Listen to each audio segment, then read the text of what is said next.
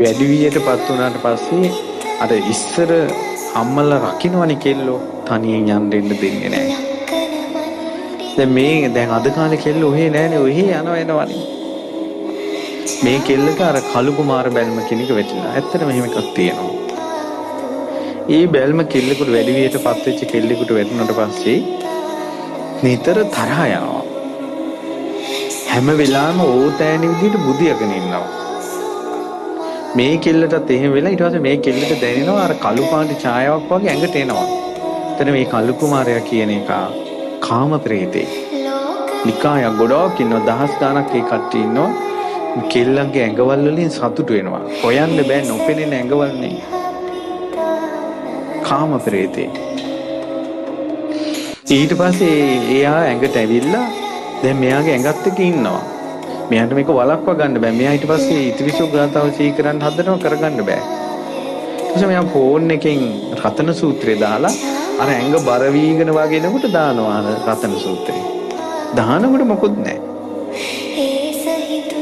ඊට පස්සේ මොකද උනේ දවසක් ආයේ එහෙම දා ගන්නත් බැරි වුණා. දැන් ඕන ඇඟට බරයි. දැන් ඇඟේ පෙරිලා ඉන්නවා. ඇඟ බරයි. කළු පාට ඡායාවක් වගේ එකක් ඇඟට බර වෙනවා දැක්කා. මේ කෙල්ල ඒ වෙලාවේ හිතෙන් අවංකවම හිතලා ඒ තමයි අපේ බෝධිසත්වයෝ කලින් ජාතක කතාවක් තියෙන උදේ ජාතකය කියලා.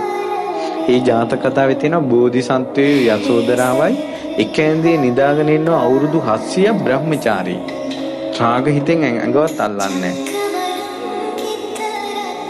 බ්‍රහ්මචාරීව මහ බෝධිසත්වයෝ යසෝදරාවයි අවුරුදු 700ක් සසරේ බඹසර රැකපු බව සත්‍යයි සත්‍යයි සත්‍යයි මමත් බ්‍රහ්මචාරී ඒක සත්‍යයි ඒ සත්‍යානුභවයෙන් මේ වූදුර දුරු වේවා කියලා. ඒ කෙල්ලට දැනිලා පත්තරයක් අර ගිනි කුරක් ගැහුවට පස්සේ කොළ කෑල්ලක් පිච්චෙන්නේ ඒ වගේ මුළු ඇඟ ඇතුලේ මොකද්ද පිච්චිලා වීසි වුණා දැනුණා. එදා ඉඳලා අද දක්වාම ඒ ප්‍රශ්නේ නැහැ. තොවිල් කළෙත් නැහැ දෙහි කැපුවෙත් නැහැ කොහොමද නැහැ. දැන් ওই ප්‍රශ්නේ ඒ කෙල්ල පිහිට ගත්තා. අරන් අනේ සංඝයා දේශ මහමෙවුනාවෙන් මේ ඇහෙන බණපදවල අපි මේ විදිහට පිහිට ගන්න ඔබ වහන්සේලාට පින් කියලා තමයි මේ ලියුම එවලා තිබේ. ඒ ලියුම මං අන් අයට තේරෙන්න දාන්න කිව්වා මහමෙගේට.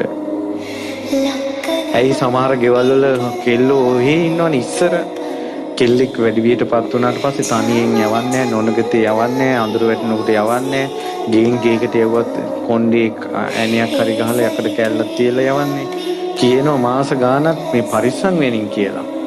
දැන් අද කාලේ කෙල්ලෝ කියනවා මේ මොන පරිස්සමක්ද ඔය ඉස්සර සමයන් කියලා. දැන් අද කාලේ දරුවෝ නැති ප්‍රශ්නේ බලන්න 60%ක් 70%කට දරුවෝ නැති ප්‍රශ්නේ ඔක්කොම වඳ බෙහෙත් කතාව නෙවෙයි.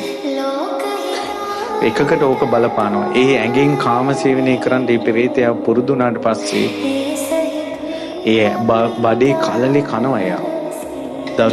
දරු බීජ හැදෙන්න දෙන්නේ නැහැ. ඇයි යාට ඒක ඇඟත් එක්ක ඉන්න බැරි නිසා.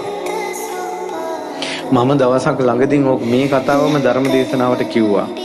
මම දන්නවා මේ ප්‍රශ්න තියෙනවා කියලා. මම බණ කියලා ඉවරුණාට පස්සේ මෙන්න දෙතුන් දෙනා ඇවිල්ලා කෙල්ලෝ අම්මලත් එක්ක ඇවිල්ලා කියන ස්වාමීන් වහන්සේ මන්ට මෙහෙම වුණා කියලා. අපිට කියන්න අවශ්‍ය නැහැ.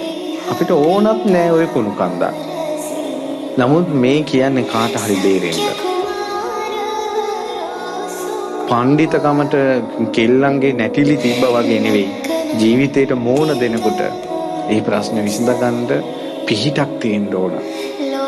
දැන් මේ වගේ කෙනෙක් නම් මේ වගේ බෝධින් වහන්සේ නමක් ළඟ කිරිහාර පූජා කරලා පහන් දැල්වලා හොඳට රතන සූත්‍රයේ අඟුලිමාල පිරිත කියලා පිරිත් පැන් බීලා පිරිත් නූලක් දාගෙන හැමදාම මේ බෝධියට පහන තියලා ආරක්ෂාව ගත්ත ගමන් ওই දෝෂ ඇඟට එන්නේ නැහැ.